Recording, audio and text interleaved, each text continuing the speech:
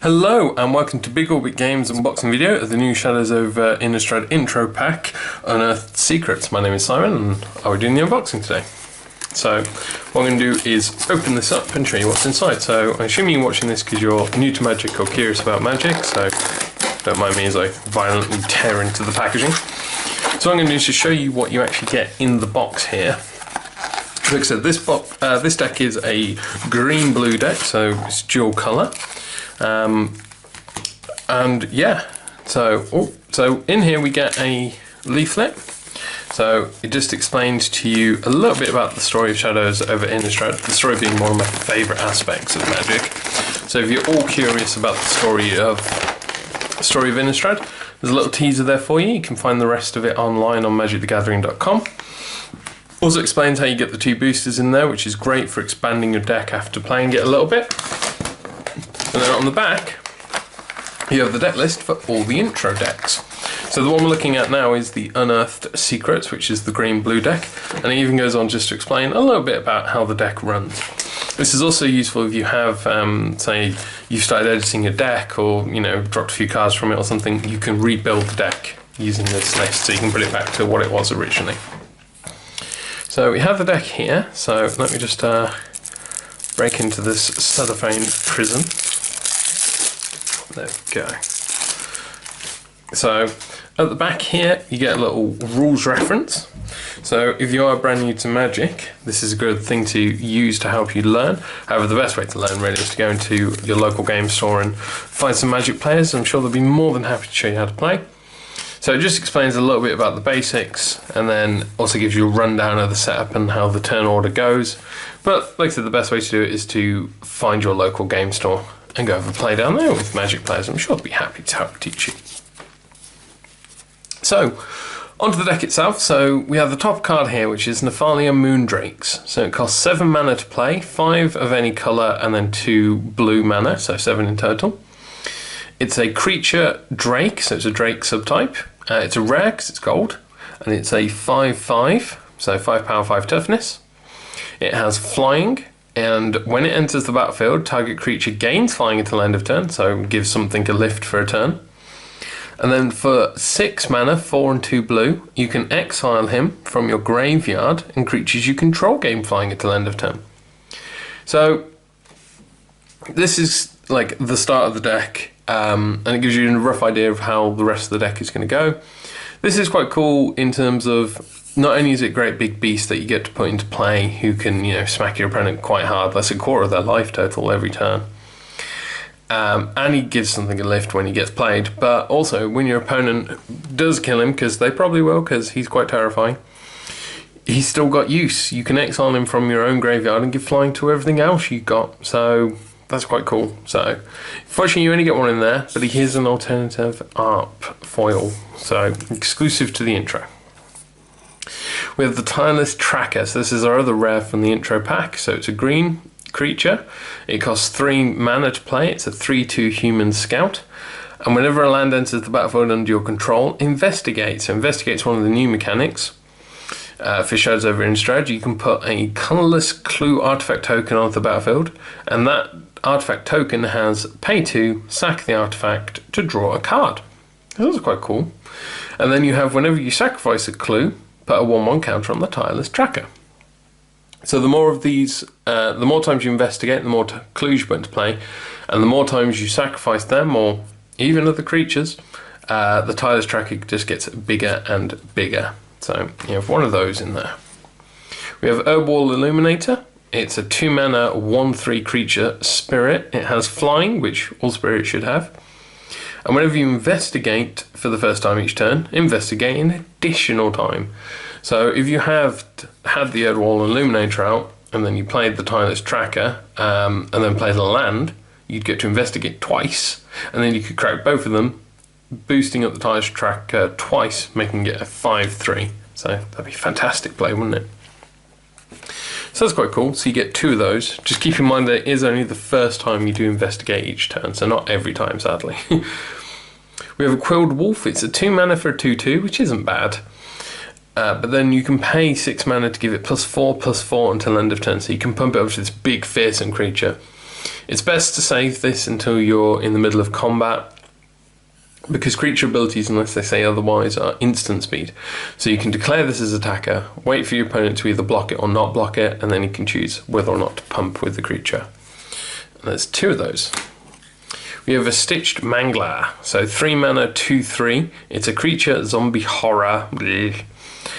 It enters the battlefield tapped, so when you put it into play it will be tapped. But when it enters the battlefield, tap target creature an opponent controls. That creature doesn't untap during its controls next untap step. So basically it terrifies something into staying pinned down for a turn. So that's quite cool. Good bonus considering he enters play tapped himself. So there's 2 of those. We have the Byway Courier.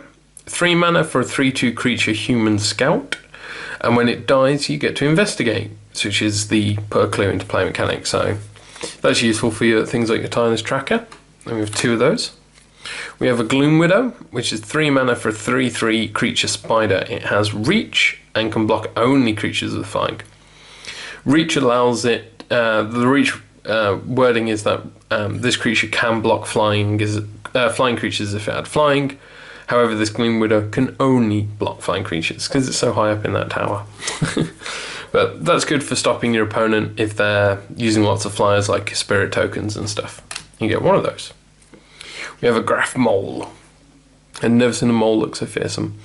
It's a 3 mana 2/4 creature mole beast, and whenever you sacrifice a clue, gain 3 life. So not only are you getting rewarded for playing your tokens through investigating, when you use them as well, you're getting life. It's fantastic. You get 2 of those. Drown Yard Explorers, 4 mana for a 2/4 creature human wizard. When it enters the battlefield, investigate. You can see a lot of what this deck's trying to do, can't you? We have the Briarbridge Patrol, 4 mana for a 3/3 creature human warrior. And when it deals damage to 1 or more creatures, you can investigate. So this is repeatedly investigating. And then at the beginning of each end step, if you sacrifice 3 or more clues this turn, you may put a creature card from your hand onto the battlefield. So you could put, your great big Nephalia Moondrake into play, or, cheat in a little Timeless Tracker. So that's really cool, the Briarbridge Patrol. It takes a bit of setting up to do, but it's very cool. You get 2 of those. We have a Pack Guardian. 4 mana, 4/3, creature wolf spirit. It has flash, so you could play this anytime you have an instant, so you could play this in your opponent's turn, for example. And when it enters the battlefield, you may discard a land card from your hand. If you do, put a 2/2 green wolf creature token onto the battlefield. So not only do you get a 4/3 body into play, you can even get a wolf into play as well. So that's really cool for getting more creatures into play. You get 1 of those. We have the Thornhide Wolves. 5 mana for a 4/5 vanilla. So vanilla just means it has no abilities, just what it is. And it's just a nice big strong beastie to get into play. We have 2 of those. Watcher in the Web is another 5 mana creature, but it's a spider and it has 2 power and 5 toughness. Reach, and Watcher in the Web can block an additional 7 creatures each combat, 1 per leg. Again, this is fantastic at stopping like a swarm of 1/1 flying creature tokens. Then we have the land, so you have your islands in there for your blue spells and your forest in there for your green spells. Nice and simple. So onto the spells, we have Confront the Unknown, 1 mana instant, Investigate, then target creature gets 1/1 +1/+1 till the end of turn for each clue you control. So thankfully it puts a clue into play to start with. So you're getting at least +1/+1 out of this, and if you just play some of your other other investigate creatures, you could get a very sizable buff out of that. And you get 3 of those as well. Ghostly Wings is 2 mana enchantment aura, so you enchant a creature and it gets +1/+1 and flying. And then you can also discard a card to return the enchanted creature to its owner's hand. So this can almost be used to bounce your opponent's creature, which is a very strange thing to do, but it could be used that way. Or you could use it to return your own creature to your hand if your opponent's targeting it, say with a kill spell, or it just got stuck into a combat it won't survive. So it's quite nice actually, the Ghostly Wings. You get 1 of those. Jace's Scrutiny, 2 mana instant. Target creature gets -4 power, -0 toughness till end of turn, so taking all the bite out of them. And you can investigate. So again, put a clue into play. And you get one of those. Ongoing Investigation is a 2-mana enchantment. Whenever one or more creatures you control deals combat damage to a player, investigate. So at least once per turn, if you're attacking your opponent, you should be able to use this. And you can pay 2 to exile a creature exile the creature you control. Pay 2, exile a creature card from your graveyard to investigate and gain 2 life. So even more clues, so many clues in this deck, and you get 2 of those. We have Press for Answers, 2-mana sorcery. Tap target creature, it doesn't untap during its control's untap step, and investigate. So even more clues. Can you really see what this deck wants you to do? Aim High is 2-mana instant. Untap target creature, it gets +2/+2 engage reach until end of turn. This is useful as a trick. So you swing out with one of your creatures, and on your opponent's next turn they think they're safe to attack. Haha, wrong. You can trick them. Magnifying Glass, 3-mana artifact. Tap, add a waste to your mana pool. So waste can be used as any colour. They can't. Sorry. Waste can be used to pay for colourless and for waste's abilities, which were in the previous set, Battle for Zendikar for the Gatewatch. And then you can pay for and tap to investigate. So you can even investigate on demand, not just when you're playing one of your cards that triggers it. Root Out, 3-mana sorcery, destroy target artifact or enchantment, and investigate. This is something green does a lot, which is destroy artifacts, enchantments. So it's nice to see this in the intro deck, and it's useful to have in there as well. And again, the investigate bonus, one of those. Ulvenwald Mysteries, 3-mana enchantment. Whenever a non-token creature you control dies, investigate. Because if it was a token, it would trigger every time you sacrificed a clue token. Every time you sacrifice a token, so you could infinitely trigger. Whenever you sacrifice a clue, put a 1/1 white human soldier creature token onto the battlefield. Sorry, that's the bit I was trying to allude to. So, whenever a non-token you control dies, investigate, so you get to put your clue in. You can then sacrifice your clue. When you do, you get a 1/1 white human soldier token. So, it could end up in like a weird infinite loop otherwise. You get one of those. And then the last card is 2 Gone Missing. So 5-mana sorcery, put target permanent on top of its owner's library, and investigate.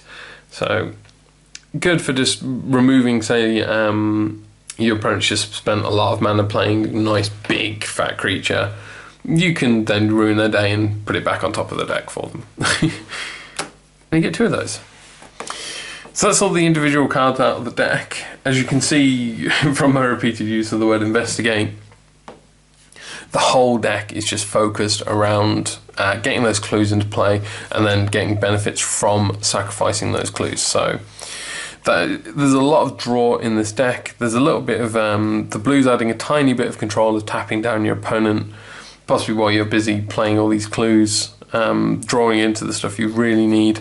Hopefully hitting your nice creatures to really get some good swinging go. And then you've got a couple of creatures in there that are just very useful to have on the field to protect you whilst you're setting up all your clues. So that's the deck itself. So let's quick peek and see what's inside the boosters. So I'm not going to go through each of the cards in here. I'm getting another Stitch Mangler. Excellent. I'm just going to flick through. There's anything, and another Byway Courier. And Confront the Unknown. And we have a Hinterland Logger. So what I was going to say is if there's anything in particular that might fit the deck, which is what these boosters are meant to be for.